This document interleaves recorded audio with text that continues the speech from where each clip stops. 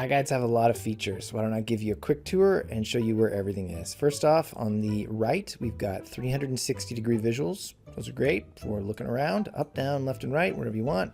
You can also click on them. They're interactive. Clicking will move you forward to the space as though you were walking.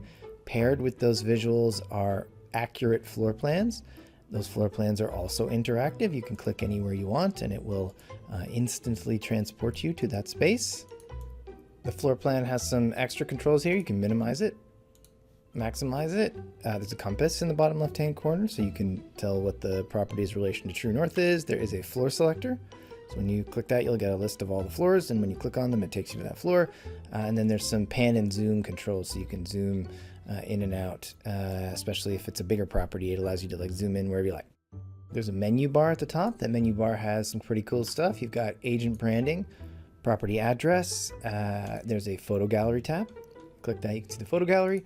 You can also see the video tab, property details, and this is where you can download the PDF floor plans. And then finally, there's a map tab. So this shows you the location of the property and the neighborhood that surrounds it. Have a look toward the bottom right-hand corner of the screen. You'll see 3 buttons. The one that looks like a cross is for full screen, to full screen the tour. The one that looks like a little set of goggles is for a VR headset, if you want to load up the tour in VR. And then the one that looks like a little speech bubble loads up the lead magnet form to capture leads. If you follow the bottom of the screen over toward the floor plan, you're going to see a series of buttons. The first one I would say is probably the little ruler.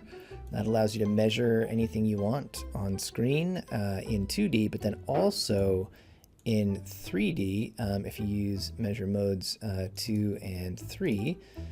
Just to the right of that is the tag list button. And so the tag list button opens up the list with all the tags in it. So you'll see them in the visuals, but they appear here in a list, which is really convenient because you can click on them and have a look. The button to the right of that is the share button. So that allows you to get a link that you can copy and paste to share. And then there's 3 little dots to the right of that with some advanced options where you can change the units to imperial or metric, and then get some help or download a screenshot. And lastly, if you see one of these colored circles, that's a tag. Tags mark important features in 3D space, and they contain photos, videos, and text to describe them. Okay, you're an expert now. Go out and make some empowered decisions based on accurate property information using iGUIDE.